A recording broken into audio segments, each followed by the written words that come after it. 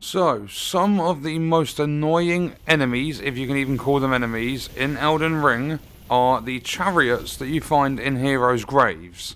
And we are taking a look at an Ash of War. A lot of people would say Bloodhound Step is just as good, but if I do this, and I try using the Ash of War, even if I successfully pull off the first part, Bloodhound Step will not avoid taking a hit from a chariot. Whereas, if we take a look at an Ash of War called Raptor of the Mists, when this chariot wants to come back up, we are able to avoid its hit. So if it comes back up, and I use the Ash of War, we're still alive. Raptor of the Mists is amazing. So again, we take no damage, we don't die to the chariot. We use a small amount of FP. I would say I probably should have used it there. I thought I would have made it. It did look as though I was past that little point there. But Raptor of the Mists is a fantastic Ash of War that's easy to obtain, and in my opinion, it is a lot better. You can avoid big AoE attacks. You can just avoid a lot of bosses. So, if we take a look at the Ashes of War once I've grabbed my runes, whilst we're on our way, if you're not currently subbed to the channel, make sure you do sub, turn notifications on. If you enjoy the video, don't forget to leave a like, all support is greatly appreciated. And if you want to support me further as a creator, then check out the links in the description, and let's get into it.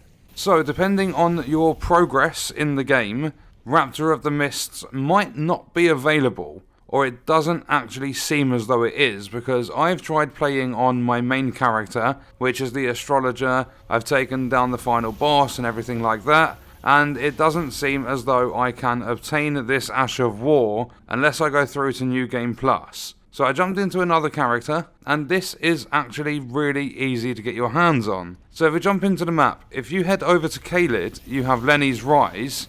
And if you are to change the game time and you change it to nighttime or nightfall, you will have a Knight's Cavalry that spawns on this bridge. There is a cheese, I don't believe it was ever patched. If you set off all the poison traps on your way up that hill and get the Knight's Cavalry to follow you, the Knight's Cavalry will take enough damage, and by the time you get to the top of the hill, the Knight's Cavalry will just die.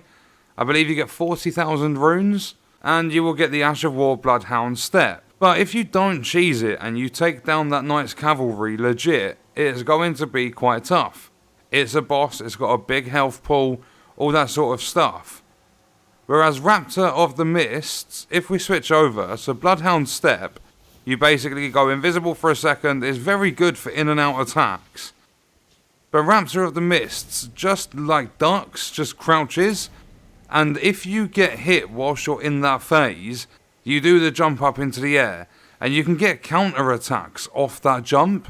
So not only that, if you pair it with some talismans and things that boost your jump attacks, you're going to deal a lot more damage. So overall, I think Raptor of the Mists is a lot better, and in order to obtain it, at the very start of the game, you're going to start at the first step. If you make your way east from the first step, and you come over to Dragon Burnt Ruins, if you then head down to this section right here where I've just placed the beacon, you are going to see an NPC called Yura. So where you see this ruins, this dodgy structure thing, by this campfire you will meet Yura for the first time. If you exhaust the dialogue, so you just speak about everything, you get rid of all the dialogue, he's basically going to warn you about a dragon in the lake or something like that. Then if you make your way north from here and you come under the bridge, you're going to come to Murkwater Cave. This is where you initially find Patches.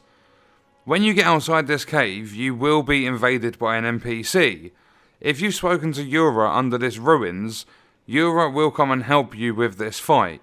He might not be very efficient, might not be too beneficial to the fight, but he's going to at least take a little bit of the aggro so that you can deal damage and not take too much damage yourself. After that battle, if you head up here in the lake and you keep coming up underneath this structure here, you will see Yura again. So from Murkwater Cave, if you head north and you come under this like underpass, if you want to call it that. When you do get under here, there are going to be lots of jellyfish. But over here on the right hand side, Euro will be standing here. And you can talk to him again. So it's right here. And then he's like, basically you get rid of all the dialogue again. And he is then going to move to Raya Lucaria Academy.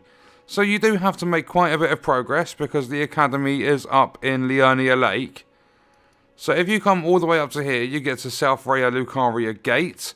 I would recommend going from Academy Gate Town, make your way across. There is a staircase here, you go up onto the main path and up to South Raya Lucaria Gate. But once you do get here, there's going to be a massive sill on a gate. So if you then come over to the left and you come to Temple Quarter, if you head north from here and you come to this rock formation, there's going to be a massive dragon, but you don't need to fight the dragon. If you just head round the back of the dragon, there's going to be a corpse on a chair, and if you pick up the loot item, that's going to be the key to break the seal on this gate. And when you do go into the academy, you will spawn in at the main academy gate. So then if you come all the way up this bridge here, so as soon as you spawn in at the main academy gate, if you head northeast and you come along this bridge, at the end of this first section, on the floor around here, you're going to see a red blood stain or red summon sign. If you interact with that, you can go into a fight with Yura and you take down a bloody finger. So that battle with the bloody finger is going to be a lot easier because you have the help of Yura. And it's mandatory that you have their help. It's not like you're summoning anyone, you're being summoned into another world. But I would say it's a lot easier. Like, obviously, if you're cheesing the Knights Cavalry, you can get Bloodhound Step really easy. But if you're doing that legit, you don't want to cheese any bosses, doing this quest with Yura is going to be so much easier. It's just about that little bit of, like, further exploration and progression through the game world. Because realistically, if you want to get to Lenny's Rise and get to that Knights Cavalry, you don't need to come all the way through Caelid. You can come to the Third Church of Marika, and over here in this corner, there is a teleporter that will teleport you straight up to the Sanctum up here, and then you just make your way down to Lenny's Rise. You can go across the bridge, but there's a dragon at the end of it. Although the dragon shouldn't really be able to chase you, you can just squeeze past the side of it. But if you come around this way and down the hill with all the poison traps, you'll come to Lenny's Rise. Then you've got the Knights Cavalry there. But with Bloodhound Step, as you saw against the Chariots, you cannot, like, break it. You do take that hit. And it's going to be the same against a lot of other enemies. Obviously, with Raptor of the Mists, you are still going to take, like, damage every now and then. It all depends on how you play it. Because if I was to just stand here and just keep doing that against a boss or something, they're going to have, like, multiple swipes in one attack sort of thing. So you're going to take damage. Whereas that first hit that would hit you, and sometimes they're really heavy hits. You can see Yura standing here to the left-hand side. But some of the bosses are going to have big AoE attacks. And Bloodhound Step, you might not be able to get out of that area of effect. Whereas with Raptor of the Mists, you can get out of it. So if we have a look at the Isolated Merchant Shack, there are some scary enemies over here. So if I annoy this dog thing, and then you can basically spam Bloodhound Step providing you have the FP. And I mean, it can be beneficial. It is pretty good.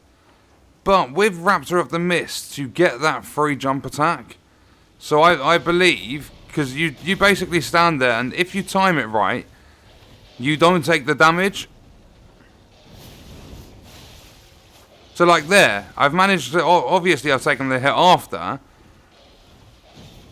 But if you do manage to time it right, and you don't just spam roll and panic roll and do all the stuff that I'm doing right now, if you basically master it, it's going to be more beneficial. Because Bloodhound Step, yeah, is pretty good. You can just dodge out of the way of everything. But you've got to think, after that, as soon as you've used Bloodhound Step, you can get an attack off.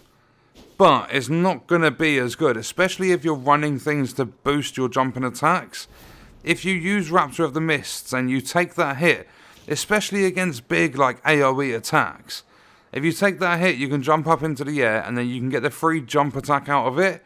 So I would say Bloodhound Step is more beginner level. it's going to be more like accessible. It's basically more user friendly or player friendly, whatever you want to call it.